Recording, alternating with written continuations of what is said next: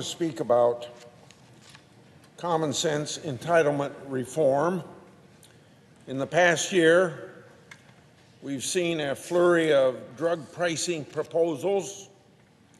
I'm encouraged by efforts from my colleagues here in the Senate, especially Ranking Member Wyden,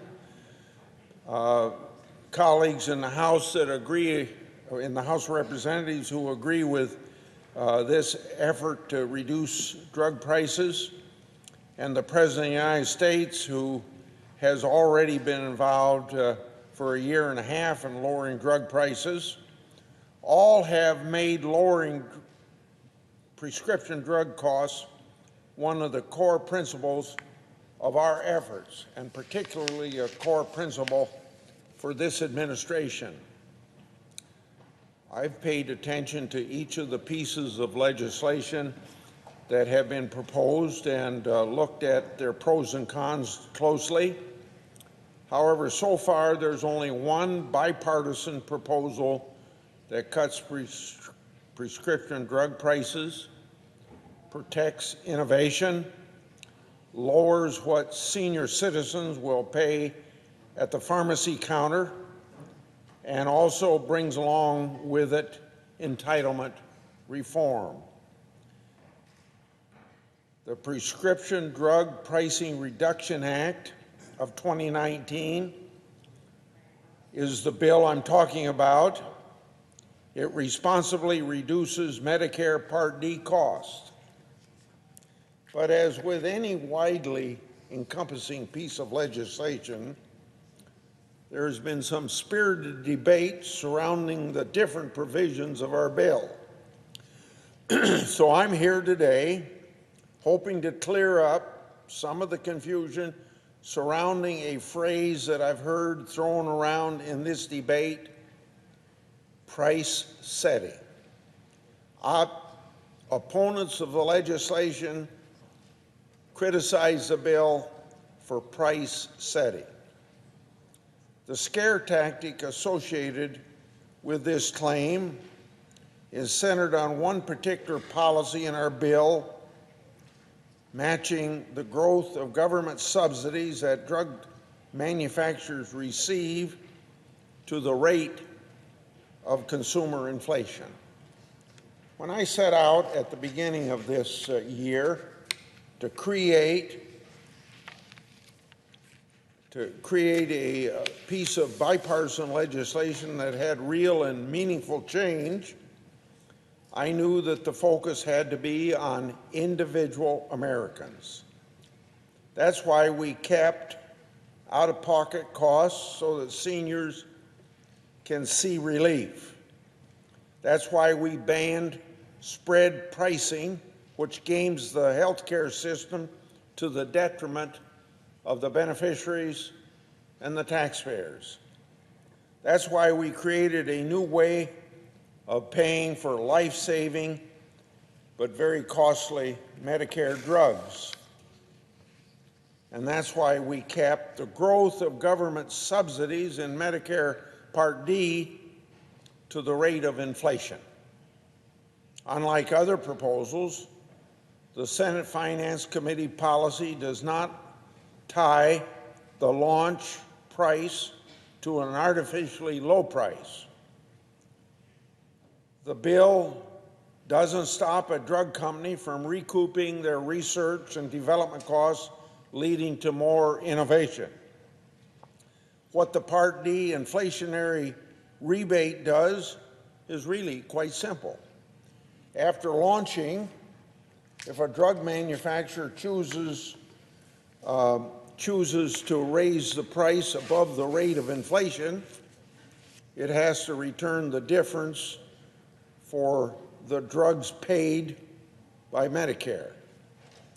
This policy limits government subsidies to provide predictability for the Medicare program and at the same time provide protection for the American taxpayer. That's simply all it does. Any subsidies that the pharmaceutical companies would have received from an exorbitant raise in price is then returned to Americans, not to line pharma's pockets. The inflation rebate incentivizes companies to stabilize their pricing, and the taxpayers' money is used more prudently and more efficiently. You've all heard of the research organization and policy organization, Cato. Cato is one of the nation's leading libertarian and free market organizations. That organization praised the bill for its significant cost savings for the taxpayers. Now, does anyone really think a libertarian organization would endorse price controls? In its analysis of the bill, Cato said that this bill, quote, would not impose price controls, end of that quote, and a further quote from Cato, would reduce wasteful Medicare spending. Cato also acknowledged that these common sense tweaks, and I'm quoting from them, these common sense tweaks to a bloated entitlement program are encountering strong oppositions, mostly from those who would not make quite as much money off of the taxpayers, end of quote. We all know that Medicare's finances are worsening. The program is projected to become insolvent within the next 6 years if we continue down this very same path. So getting back to my bipartisan bill, the Grassley-Wyden bill will ensure that the federal government is using Medicare's budget to pay for life-saving treatments in a fiscally responsible manner. This goal is not without precedent.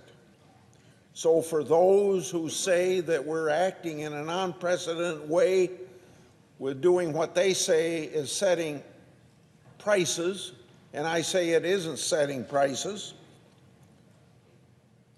they forget that throughout the American healthcare system, the government has, at one time or another, set up different ways to constrain high and rising costs.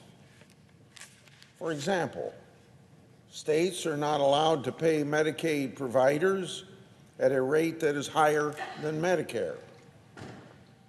Another example is in the Medicare program. Medicare Part A pays for the operating costs associated with acute inpatient care using the inpatient prospective payment system, or what is referred to as IPPS.